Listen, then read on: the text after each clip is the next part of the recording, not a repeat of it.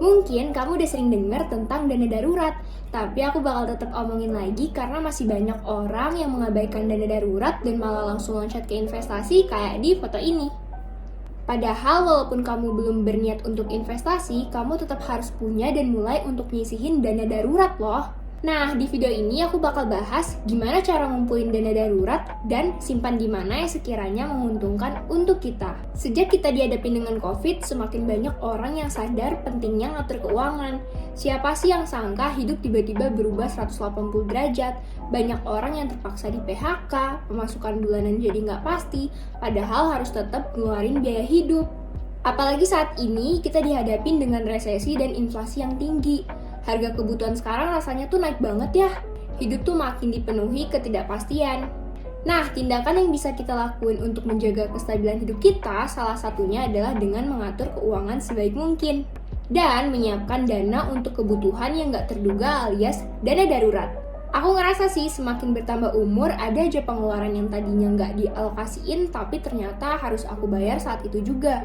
Ini salah satu contohnya, aku akhirnya dengan berat hati mengganti LCD laptopku karena laptopnya sempat dijatuhin temen aku. Sedih. Bayar servisnya menurutku cukup mahal ya, tapi mau gimana lagi, aku kerja dan kuliah online semua pakai laptop ini.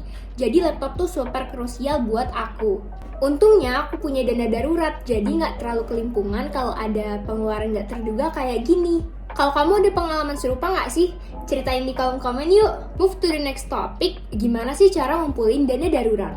Pertama, kamu harus set goals dulu dan tahu berapa banyak dana darurat yang harus kamu kumpulin. Idealnya kalau kita tanya ke financial advisor, kita harus punya dana darurat 6-12 kali pengeluaran rutin bulanan. Kalau kamu masih belum punya tanggungan, minimal 3 kali pengeluaran bulanan itu udah oke kok.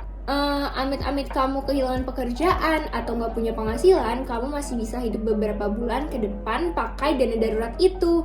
Kemudian untuk kumpulin dana darurat, kamu bisa sisihin dari penghasilan kamu.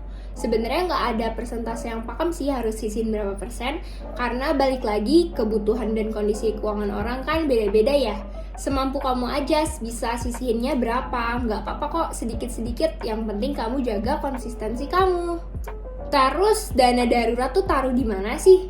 Yang pertama, dana darurat itu harus disimpan di aset yang mudah dicairkan pas kita lagi butuh. Kemudian harus disimpan di aset yang stabil. Jangan taruh dana darurat di saham atau kripto yang resikonya tinggi dan pergerakannya gak stabil. Gimana kalau kamu lagi butuh terus tiba-tiba aset yang kamu punya itu lagi turun?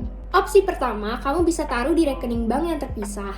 Jadi antara rekening dana darurat dan rekening sehari-hari nggak kecampur. Tapi kalau terlalu banyak uang nganggur di rekening kan kurang efektif ya.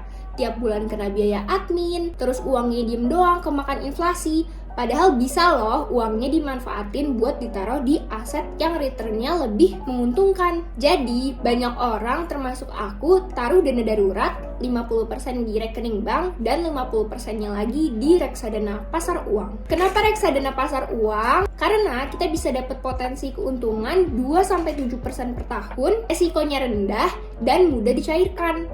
Apalagi kalau kamu beli reksadana pasar uang pakai aplikasi Bibit. Sekarang ada fitur pencairan instan atau instant redemption yang pencairannya bisa dalam hitungan detik loh. Cocok buat kamu yang mau pakai dana darurat di kondisi yang mendesak. Pas fitur ini launching, karena super penasaran, aku akhirnya langsung coba cairin reksadana aku. Buat menggunain fitur pencairan instan, pastiin Bibit udah terhubung dengan Bank Jago dan berlaku untuk reksadana pasar uang yang bertanda petir ya. Waktu itu sekitar jam setengah malam dan ternyata dana yang kucairin langsung masuk detik itu juga. Padahal biasanya pencairan reksadana butuh waktu sampai 7 hari loh. Kalau simpan dana darurat di Bibit tentunya lebih ngerasa aman ya, karena Bibit sudah diawasi oleh OJK dan khusus reksadana yang bertanda petir ini bisa kita cairin kapan aja, bahkan pas hari libur ataupun weekend.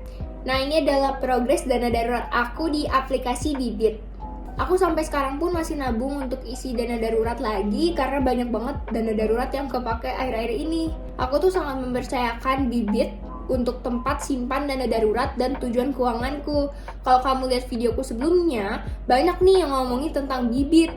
Aku pun sampai sekarang masih pengen ngerekomendasiin karena Bibit ini super membantu untuk investor yang mau mulai investasi reksadana. Kalau kamu masih bingung mulai investasi reksadana karena belum punya pengalaman atau pengetahuan, kamu gak usah khawatir. Karena di Bibit juga ada fitur otomatis yang bisa bantu pilihin reksadana terbaik sesuai profil resiko kamu. Di aplikasinya juga banyak edukasi mengenai investasi loh. Selain untuk investasi, dengan adanya fitur pencairan instan, cocok banget nih buat simpen dana darurat di Bibit.